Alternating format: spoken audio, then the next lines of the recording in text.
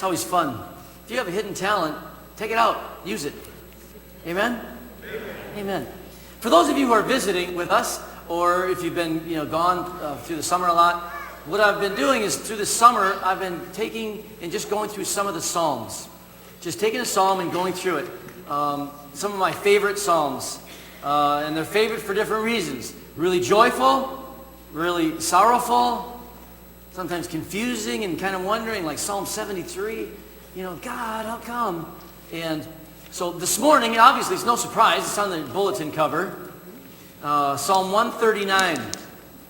Psalm 139 we'll be looking at this morning. Psalm 139 reads pretty straightforward. I shouldn't go down too many bunny trails. Shouldn't. You never know, though. I look forward to coming to church, like I tell you. I'm anxious to hear what I have to say. Because it's, every once in a while, it's like, I didn't plan on saying that. Where'd that come from? Quick reminder, I try to give you just a little bit of tidbit of information about the psalm that we're going into. And because we're looking at, obviously, the poetic literature. And the book of Psalms for us is one book. But in the Hebrew, it's made up of 5 individual books. This morning, Psalm 139, we're in the 5th book of the book of Psalms. The fifth book is Psalm 107 through the end, 150. What's really a unique characteristic about the 5th book is it has consolidated in Psalm 139 or 138 through 145. It has the 8 Psalms of David. It's referred to as the final collection of the 8 Davidic Psalms. After that, you're going to read for the rest of them. It doesn't say a Psalm of David, Psalm of David. We talked in the past talking about all the different authors of Psalms. Many of them we know, a few of them we don't know. But so many times we open the book of Psalms and we think that David wrote them all. He did not write them all. He wrote quite a few. But in this collection, in the 5th book, is the final 8, right in a row, of the Davidic Psalms. In this collection of 8 are 2 of the most magnificent expositions of the greatness and the goodness of God. 2 of the greatest works. David is always passionate, he's personal and all that. But in Psalm 139, which we'll be looking at this morning, and 145, most scholars agree that it is the greatest exposition of just the incredible magnitude and the supremacy and the sovereignty of God. Psalm 139, that sovereignty is really addressed to an individual. It's personal, this relationship between us and God. And in Psalm 145, that magnificent sovereignty of God is looked at and examined to his creation.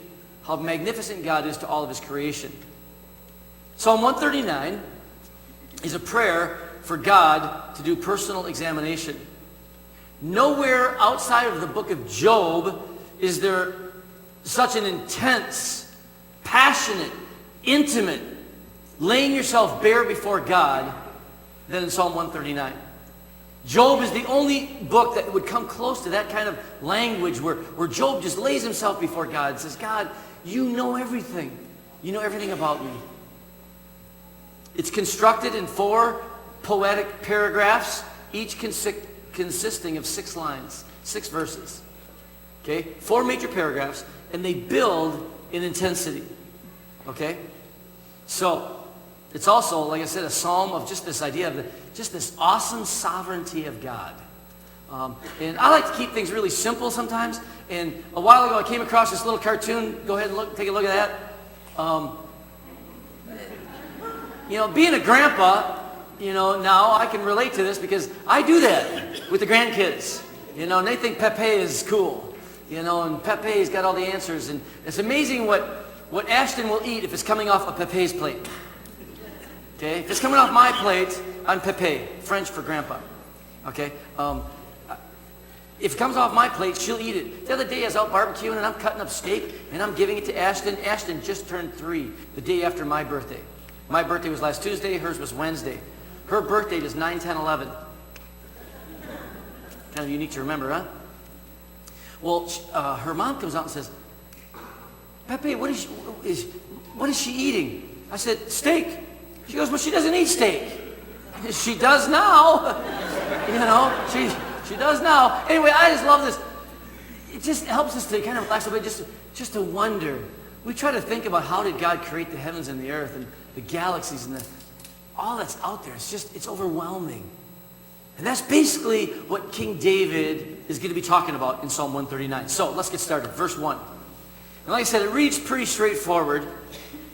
I'm going to go through all the way through verse 6 and then come back to 1. You have searched me, Lord, and you know me. You know when I sit and when I rise. You perceive my thoughts from afar. You discern my going out and my lying down. You are familiar with all my ways. Before a word is on my tongue, Lord, you, Lord, know it completely. You hem me in behind and before, and you lay your hand on me. Such knowledge is too wonderful for me, too lofty for me to attain. He begins off in this phrase, just this idea that just the all-knowingness of God, the omniscience of God. Okay? I love it. You have searched me, oh God. I can't hide. You've searched me. Now we know from last week in Psalm 51, we know that God has searched David. In one of the greatest penitent psalms, Psalm 51 of King David, when he's crying out for God's mercy in the midst of his busted sin, when Nathan the prophet said, you are the one that has sinned. And David acknowledged it and says, yes, I have. And he cries out for mercy from God and for forgiveness. So he knows what it's like to be searched by the Lord. Because he was going to try to get away with it. Remember? Tried to hide it. You know, it's really interesting. I think you and I try the same thing. We kind of hold it up against David and say, David, you shouldn't do that. But it's just our human nature. I really believe that most of us, when we're trying to sell somebody on something, we're really trying to sell ourselves. Because here's the deal. If I can convince you that what I'm telling you is true, well, then I'll believe it too. See, I'm trying to get away with something, and I know I really shouldn't, but I want to justify it. I want to explain it to you in such a way that if I can get you to agree, oh, you're right. Pastor Mike, you were justified. That guy was a bum. You punched him right in the face. You had every right to. See, and if I can convince you of that, then I can believe it too. Sometimes we try this attempt to get you to buy something so that we can. It's amazing. He says, right before God, he says, God, you've searched me. You know me. I can't hide. You know when I sit. You know when I rise. You perceive my thoughts from afar. God, I can't hide from you physically. I rise up. I sit there. God, you know me. You discern my going out, my lying down. I like that. You discern my going out and my lying down. You discern motives. Really what you could almost put in the margin there. You discern why I go out, what I do. Do I do it for the glory and attention? Or do I do it sincerely? Most of us, even in our relationships with our spouses, we love so we can get love back. We'd like to say that it's unconditional love and I just love you, but really, or rarely, is that the case. So many times in a wedding, we approach it from the wrong aspect right from the very beginning. When we get married, we think, well, today for the guy, I'm getting a wife. And the wife is thinking, I'm getting a husband. Well, technically that is true. But that's not what a wedding is about. A wedding is not about what you're getting. It's about what you're giving. Really what you're saying is, I have finally found the person I'm willing to give my life to. And tragically, if you head into it for what's in it for you, I can tell you right now, you're going to be disappointed. They are not going to be able to bring ultimate fulfillment and joy to your life. And after a while, you're going to look at that guy. At one time, he was your knight in shining armor. Now you look at him and say, what a bum. What a bum. See, it's not about what you're going to get. It's about what you're giving. God knows our motives. Verse 3, you discern my going out and my lying down. You are familiar with all my ways. You are familiar with how I think and my motives and how I try to, tell people that, well, it's just out of genuine this and that. And, well, really, I'm inviting you over because I'm hoping you're going to invite me over someday. Before a word is on my tongue, you, Lord, know it completely. I love that. Even as we're trying to struggle to say something, that's what God already knows what we're going to say. He understands it. This is just an incredible concept. He says, you hem me in behind and before. You lay your hand upon me. Such knowledge is too wonderful for me, too lofty for me to attain. That verse 5, you hem me in, basically God is saying this, I love you enough. And the psalmist David is writing and saying, God, I'm thankful that this is true, that you have me hemmed in. Because if it wasn't for you, I might go astray. But you have me hemmed in from behind, so he's got his hand behind us. You hem me in from in front, before me, and you have your hand on me. God, I'm so thankful that I can't get away. I can't hide. I can't get away from your presence. And then in verse 6, such knowledge is too wonderful for me. It's too lofty to attain. God, it's just unfathomable. How can you and I, with minds of dust, comprehend and take in the incomprehensible? I mean, God is so big. You know what makes me nervous? I've been around this Christian thing for quite a while. I was a drug addict and an alcoholic. I believed in God, but I went to church every Sunday, but I thought, it's just kind of a rope until I began born again.